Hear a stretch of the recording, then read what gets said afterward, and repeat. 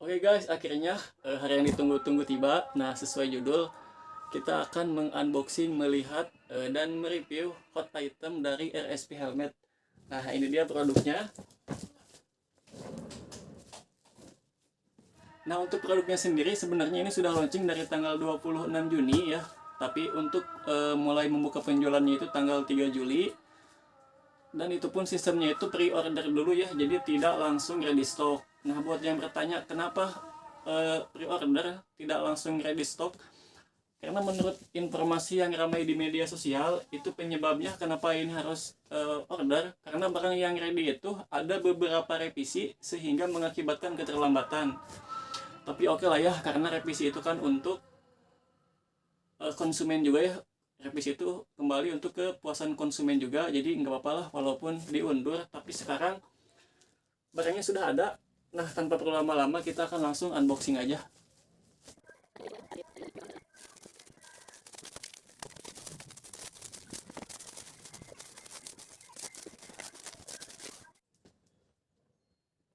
Nah, kurang lebih seperti ini ya untuk kardusnya. Di sini ada logo RSP terbaru, sudah tidak ada bendera Italinya. Nah, ini untuk tas helmnya, ini sih bagus banget ya, bahannya juga tebal. Terus ada busanya juga, jadi ini busa terus dibalut sama kain lagi. Jadi ini pasti aman banget untuk melindungi helm ya. Di dalamnya itu ada amplop. Nah, kita buka dulu amplopnya.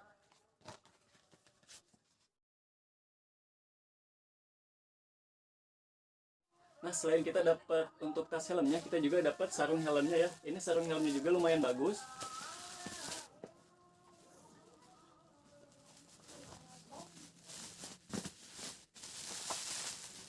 Oh, ternyata walaupun tadi kardusnya itu tidak pakai bubble wrap ya, tapi untuk eh, helmnya dia pakai ya, jadi pasti aman banget.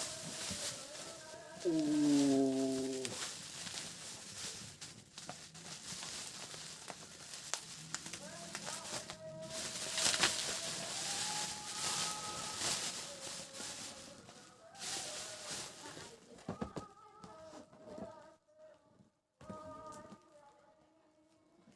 Tunggu-tunggu, ini kurang jelas ya di kameranya. Nah, kalian bisa lihat ya ekspresi saya langsung. Ini bener-bener tampilannya bagus banget ya, tampilannya racing banget. Oh ya, kita buka dulu aja ya untuk visornya biar kelihatannya makin jelas.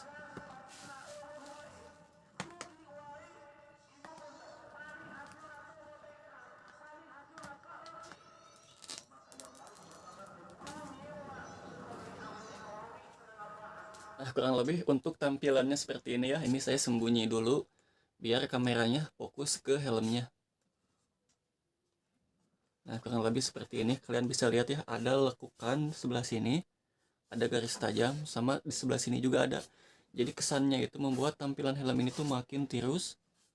Nah, ini kalau dari samping kanan, nah kalian bisa lihat ya, ini manis banget ya.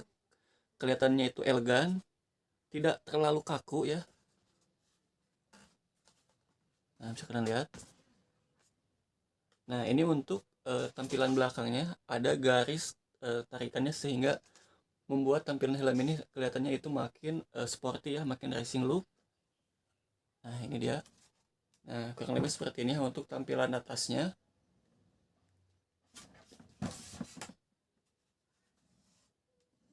Wih. Nah, ini untuk garisnya itu dia tidak lurus, jadi agak melengkung sedikit ya. Tapi setelah saya lihat secara detail, ternyata untuk helm RSP FFC 21 ini masih belum maksimal. Menurut saya itu masih banyak finishing yang seharusnya lebih ditingkatkan lagi, mengingat harganya itu kan udah 1.700.000. Menurut saya sih itu harga 1.700.000 itu sudah mahal ya. Ini harganya itu sudah mau menyentuh NFR dan di atasnya KYT titikos. Jadi harusnya untuk finishingnya harusnya lebih baik lagi. Nah, kita akan langsung review aja dari selnya dulu. Nah, ini untuk selnya itu sel kecil. Jadi selnya itu ada dua ya. Ada sel besar dan sel kecil. Untuk sel kecil itu ukurannya itu dari mulai XS, SM, dan M. Nah, ini ukurannya itu SM. Terus ada sel besar itu ada X, ada L, ada XL, ada XXL. Nah, kebetulan kalau yang ada di depan kita ini ukurannya sel kecil. Nah, terus untuk bahannya sendiri dia sudah fiberglass ya atau fiber composite.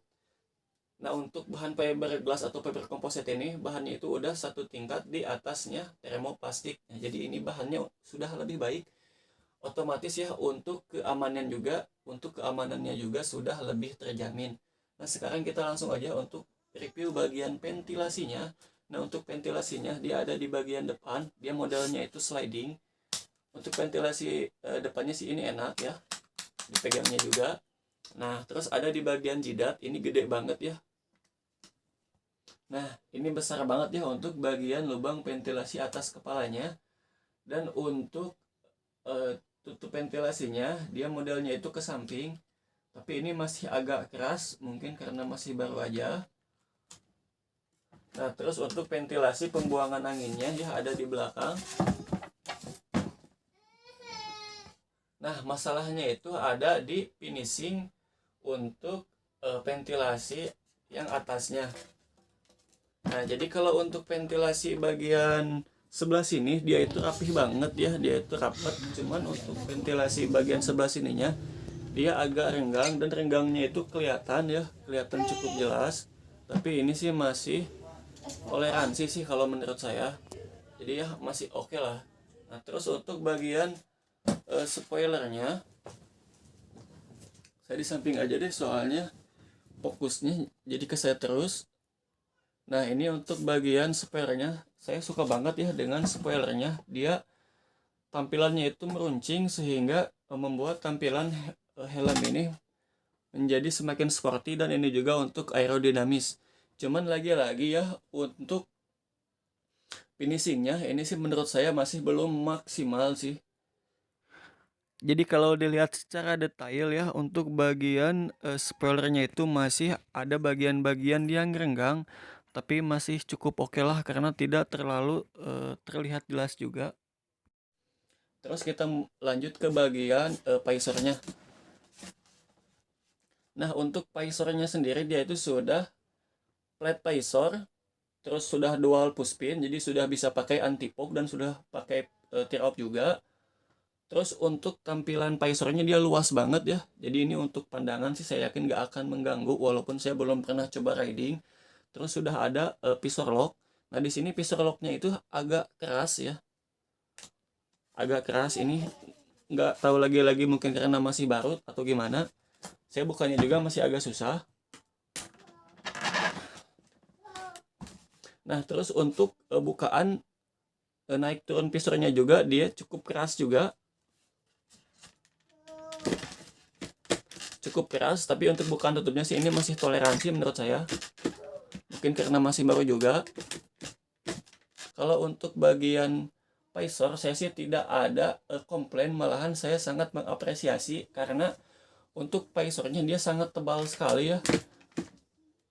Ini tebal banget sih, ini jauh banget sama kayak TT Tikos atau NJS JT1. Bagus ini kemana-mana ya, sama modelnya juga ya bagus ya. Nih ada tarik-tarikannya sehingga tampilannya itu nggak monoton ya. Jadi buat looknya juga makin bagus. Sekarang kita lanjut ke bagian busa. Nah, kita akan langsung coba aja ya. Nah, ini pas masuknya sih enak banget ya, nggak ada tuh susah-susah pas masuk. Nah, terus untuk bagian busanya dia juga neken banget ke pipi ya, padahal pipi saya itu kecil banget ya, pipi saya itu tirus banget. Tapi untuk busanya itu dia itu masih menekan ya, masih neken ke pipi. Jadi ini cukup rekomendasi ya untuk yang badannya kecil ya. Untuk yang pipi-pipinya tirus itu ini masih cukup rekomendasi walaupun pipi saya tirus karena ini masih mencengkeram pipi saya dengan baik.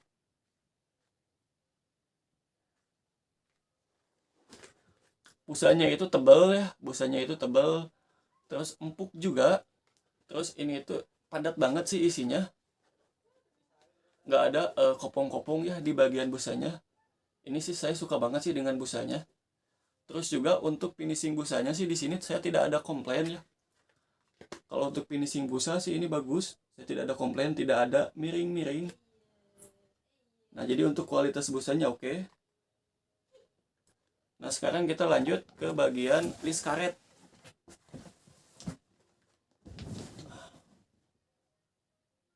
Nah, di sini sih yang saya ada komplain di sini. Mungkin ini bagian yang paling parah menurut saya. Karena untuk ini kan list karetnya itu bisa kalian lihat ya, ini list karetnya tidak terlalu rata ya, agak sedikit bergelombang. Sebenarnya saya sih masih wajar-wajar aja ya untuk ini. Saya masih toleransi, cuman masalahnya nah di sini ini untuk pomnya itu dia ke bawah, harusnya itu kan sejajar antara list karet dengan pom.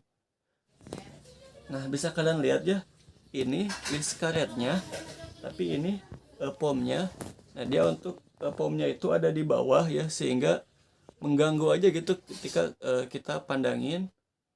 Dan juga masih ada lem-lemnya. Jadi ini untuk komnya itu kurang ke atas, cuman tadi sudah saya akalin dulu ya, saya tekan-tekan ke atas, ternyata nggak bisa. Mungkin kalau nanti saya bongkar nggak tahu sih, cuman kalau untuk sekarang sih ini poin penting banget sih ini PR-nya. Jelas banget ya kelihatannya. Ini list karet, ini pomnya. Mungkin ini kalau nilainya 1 sampai 100, mungkin ini dapat nilai 60 ya untuk finishingnya. Terus helm ini juga sudah EQRS ya, sudah emergency quick release. Nah, ini dia untuk tali emergency quick release-nya, cuman sesuai namanya ya, emergency, jadi nggak akan saya praktekkan.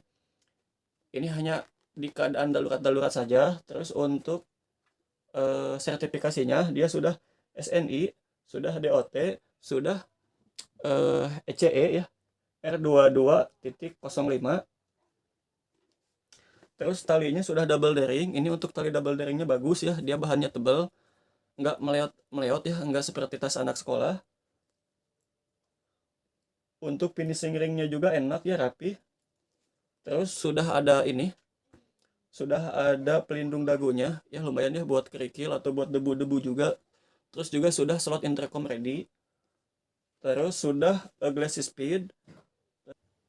Nah, sekarang untuk kesimpulannya, saya sebagai orang yang menunggu-nunggu hadirnya FFC 21 ini, saya cukup puas ya dengan produknya, dengan bahannya, dengan visornya, dengan ventilasinya, dengan visor, dengan spoiler yang kokoh. Nah, hanya saja untuk bagian finishing masih harus ditingkatkan lagi. Nah, terutama untuk bagian sini ya, ini saya juga nggak tahu ini bisa dikembalikan atau enggak.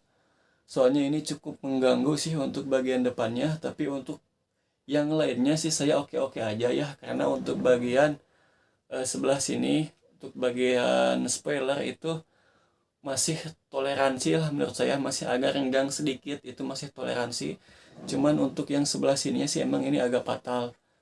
Nah, di sini saya tidak ada maksud untuk mengagung-agungkan atau menjelek-jelekan produk RSP FFC 21 ini. Ini hanya review spontan pribadi aja.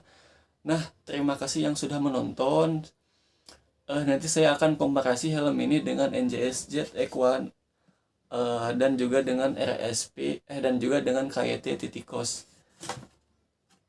Nah, sampai di sini aja untuk videonya. Mohon maaf kalau banyak kekurangan atau kesalahan dalam menyampaikan kata. Sampai jumpa di video berikutnya.